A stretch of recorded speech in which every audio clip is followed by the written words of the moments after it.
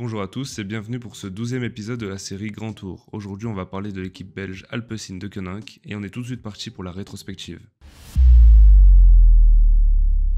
L'année 2023 avait été exceptionnelle pour l'équipe Alpecin, l'année 2024 l'a été également. Et une fois n'est pas coutume, on va procéder chronologiquement dans cette rétrospective. En 2024, Mathieu Van Der Poel n'a pas réalisé de course préparatoire sur route après son titre mondial en cyclocross. Sa reprise a eu lieu sur Milan-San Remo, course pour laquelle il était tenant du titre. C'était également la première fois qu'il ait traîné son maillot de champion du monde sur une course d'importance avec un cuissard blanc au passage. Une course qui va se décanter dans le Poggio comme à l'habitude. Et cette fois-ci, Mathieu Van Der Poel n'a pas eu l'occasion de contrer Pogačar au sommet de la dernière difficulté, mais il a quand même réussi à l'accompagner. Derrière, Jasper Philipsen a basculé dans un second groupe qui va finir par rentrer dans le final. Au sprint, Philipsen va parfaitement négocier la dernière ligne droite pour sauter Mathieu sur la ligne et remporter son premier monument. Mathieu Van Der Poel a réalisé une course collective impressionnante, participant grandement à la victoire de Philipsen. Ce premier rendez-vous du printemps a été une grande réussite, un événement prémonitoire pour la suite de la campagne. Jasper Philipsen va continuer sur sa lancée la semaine suivante en remportant Bruges de Panne. Quant à Mathieu Van Der Poel, il va lui éclabousser de son talon le Grand Prix E3 en partant à plus de 80 km de l'arrivée et en triomphant en solitaire à Harelbeke. La première victoire d'un printemps légendaire. La suite, c'est une échappée au long cours avec Mats Pedersen sur Gand-Wevelgem qui va se solder par sa seule défaite sur les Flandriennes au printemps. Sur le Tour des Flandres, l'ultra favori Mathieu Van Der Poel va parfaitement gérer sa course en abordant en tête le Koppenberg, fatal au reste de la concurrence. Il va creuser l'écart rapidement et décrocher son 3e succès sur le Ronde.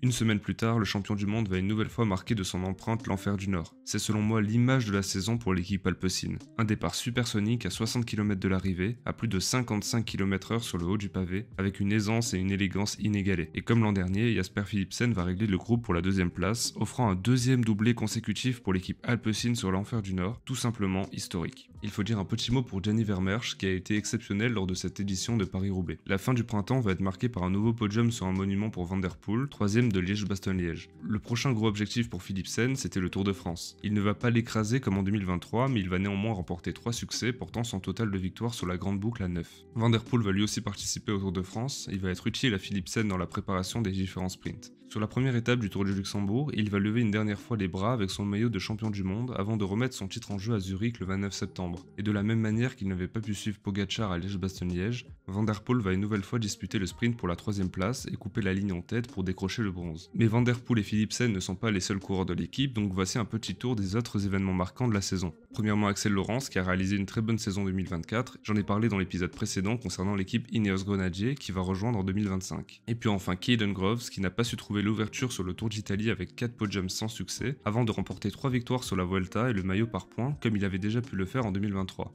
Annoncé sur le départ pendant un moment, il va finalement prolonger jusqu'en 2026, une transition parfaite vers le marché de l'été.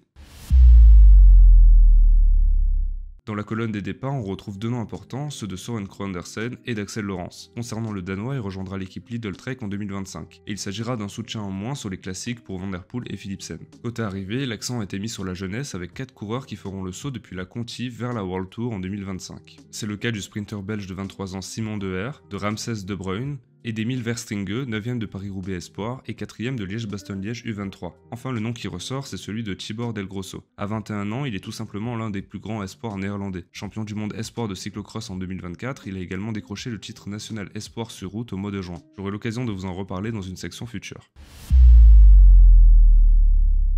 L'effectif d'Alpecin de Koninck pour 2025 est dans la continuité. Les 2 superstars de l'équipe ont été prolongés jusqu'en 2028 pour Philipsen et Mathieu Van Der Poel. Ils resteront les 2 piliers de l'équipe l'an prochain. La campagne de classique printanière sera très intéressante à suivre, avec une nouvelle fois des interrogations concernant le rôle de leader sur Milan-San Remo par exemple. Mais l'édition 2024 a montré que Van Der Poel était prêt à sacrifier ses chances pour l'équipe. Le cas de Paris-Roubaix sera également à suivre, à voir si Philipsen pourra accompagner Van Der Poel par exemple. Et puis il faut parler de Caden Groves, il n'aura pas sa place sur le Tour de France et son calendrier 2025 devrait être semblable à celui de 2024. Le coureur que je vais suivre en 2025, c'est Tibor Del Grosso. Le champion du monde cyclocross Espoir 2024 rejoindra l'équipe Alpecin de Koninck pour les 3 prochaines années. Cette évolution est logique tant ses résultats ont été impressionnants ces derniers mois. C'est également logique car Alpecin de Koninck autorise ses coureurs à combiner le cyclocross et la route comme ça peut être le cas avec Mathieu Van Der Poel. En 2025, il va participer à de grandes courses comme Paris-Nice et des courses de plus petite importance comme le Saint-Main. Il ne devrait pas être aligné sur les monuments flandriens et ne devrait pas participer à un grand tour lors de sa première année chez les professionnels. L'objectif est à plus long terme et sa saison 2025 doit lui permettre de gagner en expérience. Enfin, petite anecdote, Tibor Del Grosso a pour passion la photo et la vidéo. Il a une chaîne YouTube en son nom que je vous partage en description sur laquelle il poste des vidéos sur ses cyclocross ou encore sur ses entraînements. Je vous invite à aller la voir.